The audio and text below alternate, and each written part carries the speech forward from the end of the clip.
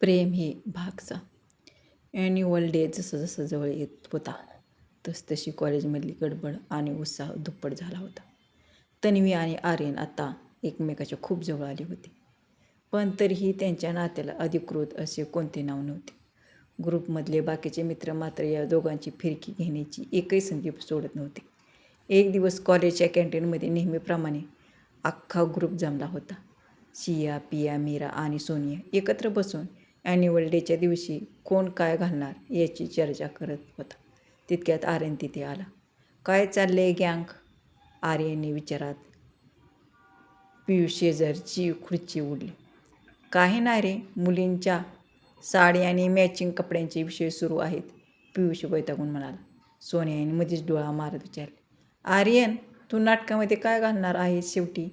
तुझा तो राजाचा रोल आहे ना?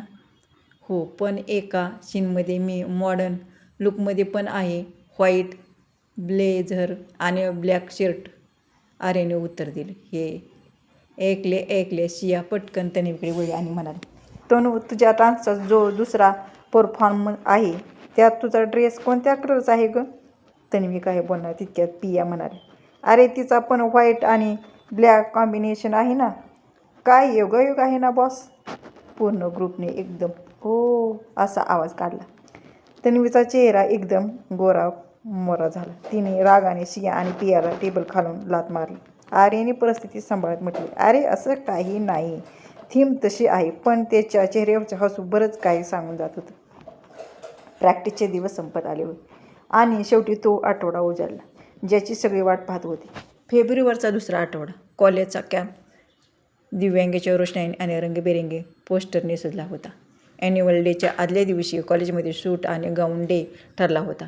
त्या दिवशी संध्याकाळी कॉलेजमध्ये एक छोटी प्री व्हाईट पार्टी होती.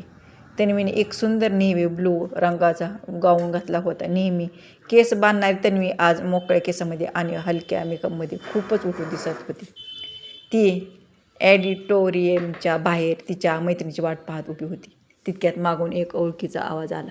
असं वाटतंय की आज ॲन्युअल डे आजच सुरू झाला आहे. तन्वीने मागे वळून पाहिले.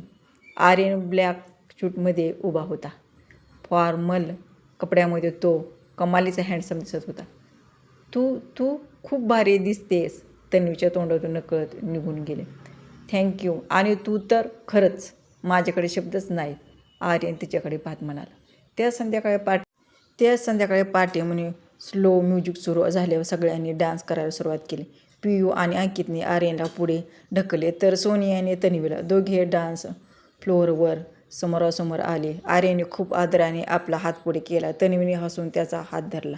त्या मंद प्रकाशात एकमेकाच्या हातामध्ये हात गुंफून डान्स करताना तन्वीला असं वाटलं की वेळ इथेच थांबायला हवा. उद्याचा दिवस माझ्यासाठी खूप महत्त्वाचा आहे, तनू, डान्स करता करता आर्यन हळूच तिच्या कानाजवळ म्हणाला. का? नाटकाचे टेन्शन आलं आहे का? तन्वीने विचारले. नाटकाचे नाही, नाटक संपल्यानंतर जे करायचे त्याचे टेन्शन आहे, आर्यनने तिच्या डोळ्यात पाहत म्हटले.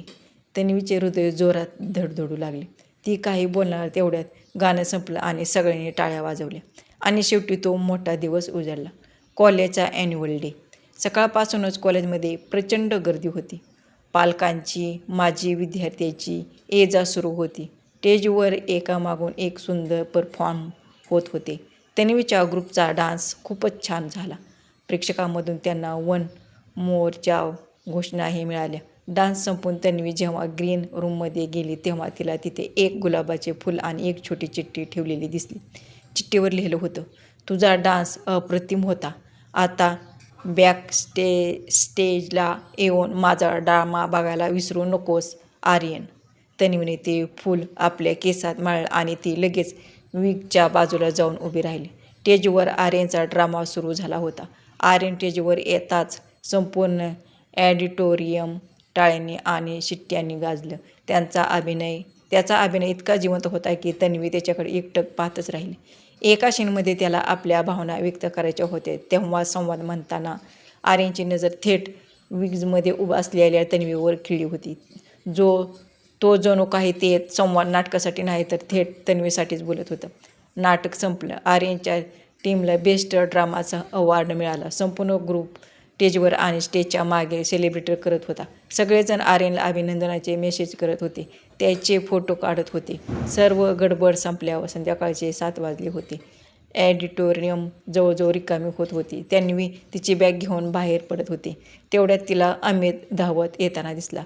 तन्वी, अरे आर्यन तुला कॉलेजच्या टेरेसवर शोधतोय. त्याला काहीतरी महत्त्वाचं काम आहे. लवकर चल, अमित श्वास रोखून म्हणाला. टेरेसवर?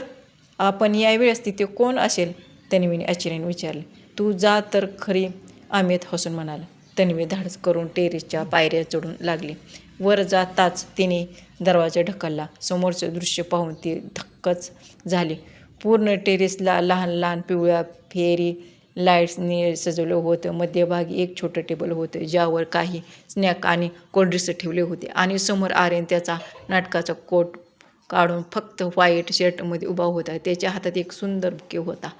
हे सगळं काय आहे आर्यन? तन्वीने विचारले. तिचे डोळे आनंदाने चमकत होते. हे तुझ्यासाठी आहे, आर्यन पुढे येत म्हणाला. त्या दिवशी पार्किंगमध्ये झालेल्या भांडणापासून ते आजच्या नाटकापर्यंत माझ्या मनात फक्त एकच चेहरा होता, तो म्हणजे तुझा. तो तन्वीच्या अगदी जवळ आला. मला माहीत आहे तुझ्या मागे खूप मुली आहेत असं तुला वाटतं, पण माझ्यासाठी तू सामान्य नाहीस. तू माझ्यासाठी खूप स्पेशल आहेस. मैदानावर जेव्हा मी तुझी ती स्माईल पाहिली ना, तेव्हाच मी माझी विकेट टाकली होती. आर्यनने बुके तिच्या हातात दिला आणि अगदी मनापासून विचारले. तन्वी, तू माझ्या आयुष्याचा भाग बनशील का? Will you be my girl? तन्वीच्या डोळ्यात आनंदाश्रू आले. तिचे सगळे अडेवेडे, सगळ्या शंका एका क्षणात विरघळून गेल्या. तिने जोरात होकारार्थी मान डोलावली आणि म्हणाली, हो आर्यन, मी खूप आधीपासून तुझा विचार करत होते. तेवढ्या टेरेसच्या आडून सोनिया, शिया, पियुष आणि अख्खा ग्रुप ओरडत बाहेर आला. त्यांनी लपून हा सगळा प्रसंग पाहिला होता. सगळ्यांनी मिळून आर्यन आणि तन्वीवर रंगीबेरंगी कागदाचे तुकडे उडवले. कॉलेजच्या त्या ॲन्युअल डेच्या रात्री चांदणीच्या प्रकाशात आणि तन्वी आर्यनच्या प्रेमाची एक नवी आणि हक्काची कथा सुरू झाली होती. आता ही कथा इथे पूर्ण झाली आहे. तुम्हाला हा शेवट आणि या कथेचा विस्तार कसा वाटला? कमेंट करून नक्कीच सांगा.